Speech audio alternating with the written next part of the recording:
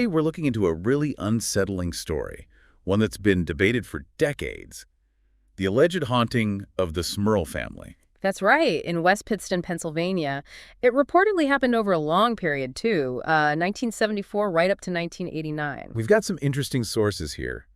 One gives an overview of how you'd even tackle a story like this for a show, and another gives a really detailed account of what the Smurls claimed went down. Yeah, and it's more than just a ghost story, isn't it? It's about how personal experiences, these intense claims, become public knowledge. Right, and how we all sort of grapple with things that don't seem to have an easy explanation. Exactly. It's that tension between belief and, trying to find a logical answer. Okay, so let's paint the picture. It's 1973. Jack and Janet Smurl, they moved into this duplex with their daughters, and Jack's parents were there too. Seemed like a good move, a fresh start. Totally. But pretty quickly, within months, really, things started getting weird. And not just slightly weird. We're talking appliances bursting into flames. Yeah, and stains appearing that they just couldn't clean no matter what. And those intense cold spots you hear about in these cases just popping up. Uh-huh. Now, at first, you might try to explain that away, right? Oh, absolutely. You think, okay, faulty wiring, maybe it's just an old house, drafts, your mind goes to the logical stuff first. That makes sense. It's that blurry line, isn't it, between everyday problems and something else. Precisely. And that initial phase, that ambiguity, is really common in these accounts. And it didn't stop with appliances and stains. They also reported toilets flushing by themselves, Radios turning on and off randomly. fleeting glimpses of shadows, figures moving in the periphery. And that smell. A really foul odor, sometimes described like rotting meat. Ugh. Again, the family tried to find normal explanations. You would, wouldn't you? Check the plumbing, check the wiring. Of course. It's Yeah. human nature to want things to make sense, to keep that sense of order. We look for rational causes. But that normality they were trying to hold on to, it was about to get seriously disrupted. Yeah, the account suggests things really escalated over the next, 10 years or so. Dramatically, it went from unsettling to downright terrifying. Objects apparently not just moving, but levitating, being thrown. Imagine seeing that in your own home. Your stuff just flying across the room. And it wasn't just objects. They claimed they heard whispers, sometimes screams, even guttural growls inside the house. That pattern of escalation, it's something you see in a lot of these alleged haunting narratives. Starts small, then gets more overt, more aggressive. It reinforces that idea of something persistent, something powerful building up. If you look at it through the lens of folklore, yeah. And then it got really personal.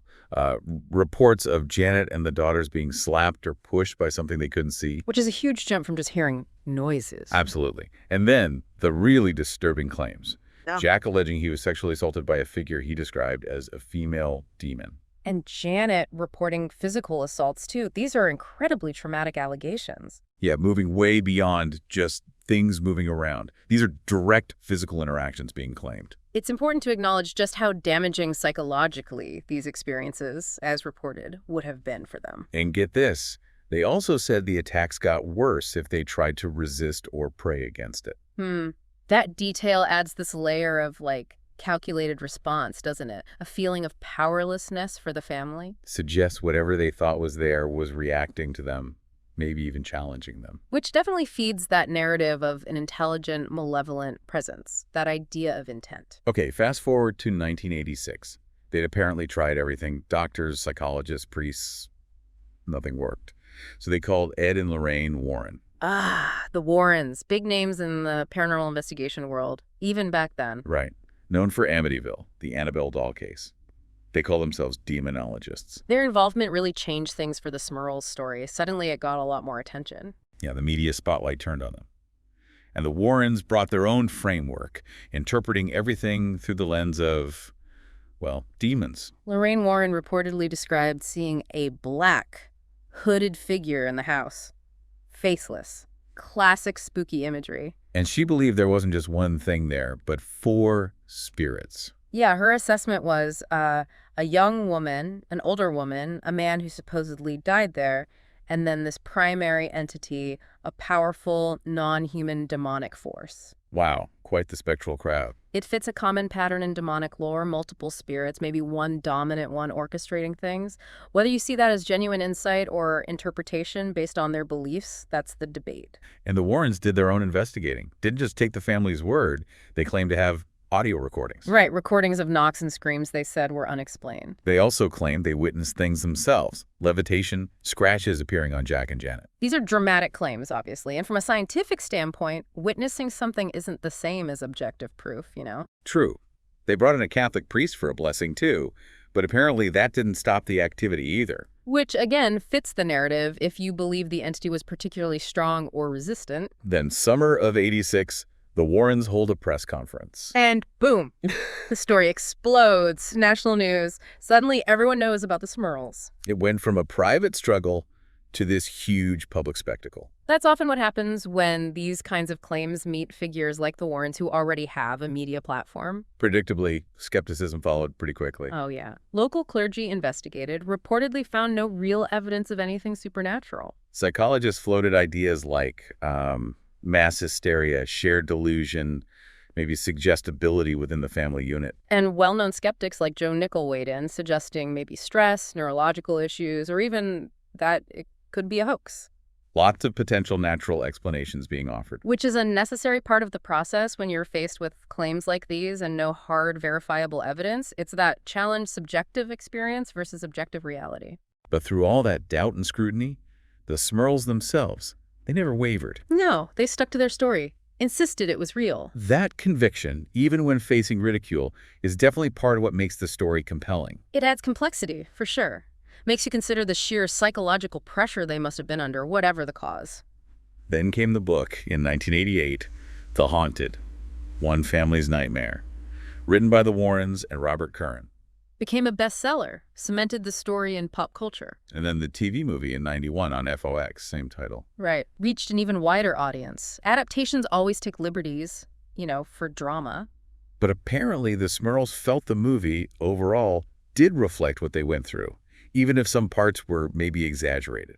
Interesting. What about the official church response? Seems like the Catholic Church was pretty cautious, got non-committal. That sounds about right. They have strict protocols for investigating demonic claims. There were reports of individual priests doing unofficial blessings, maybe some minor exorcism rites, but never the full, formal, authorized exorcism. Right, that requires a high burden of proof for them. But there are these accounts that a final blessing, maybe around 1989, seemed to coincide with the activity finally stopping.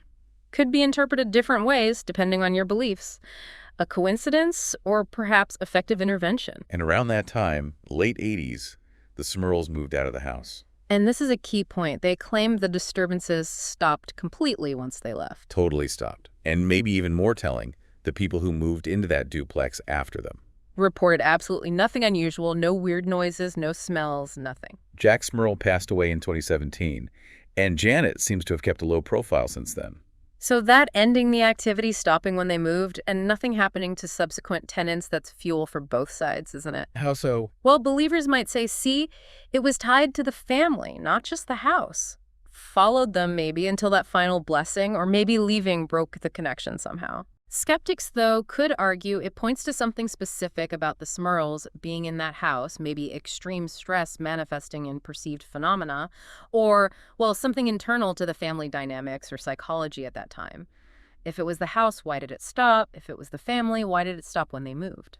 So let's break down those perspectives a bit more. Believers emphasize the family's sincerity. Right, arguing they had no clear financial reason to make it all up, especially given the negative attention. And they point to the Warrens as, experts who validated their experience. Yeah, the Warrens' involvement carries weight for those who trust their methods and reputation, controversial as it might be. On the flip side, skeptics focus on the lack of objective proof. Exactly. No clear photos, no video, no independent witnesses outside the immediate circle. They suggest psychological explanations, stress, shared delusion, suggestibility, or even outright deception, though motive is debated. And they often criticize the Warrens' methods as being more about sensationalism than science. Lack of rigor, lack of controls. It highlights that need for empirical evidence, for ruling out all natural causes first. Which is the core of scientific inquiry, really. Repeatability, objective observation things missing here. Regardless of where you land, the Smurl case is undeniably one of the most famous, most talked about paranormal claims in the U.S. Absolutely. It definitely boosted the Warrens' profile and inspired countless books, shows, movies. it just keeps getting revisited. And it still sparks strong reactions today. Yeah. Firm belief on one side, deep skepticism on the other. Its power really lies in that ambiguity, doesn't it? It's this compelling personal story, but it's filled with phenomena we can't verify.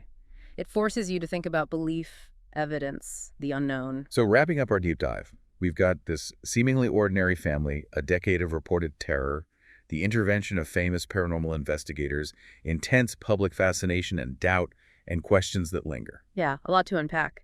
But here's something to really chew on as we finish. They move. The haunting stops. Nothing happens to the next tenants. So was the entity, if there was one, tied to the house? Or was it somehow connected specifically to the Smurls? And if it was connected to the family, why did it apparently just stop? What does the silence afterwards tell us about the nature of these kinds of alleged phenomena? Does it just fade away? It's been interesting pulling apart just this one short sentence. Yeah, amazing what you can find sometimes. Thanks for joining us for this focused deep dive.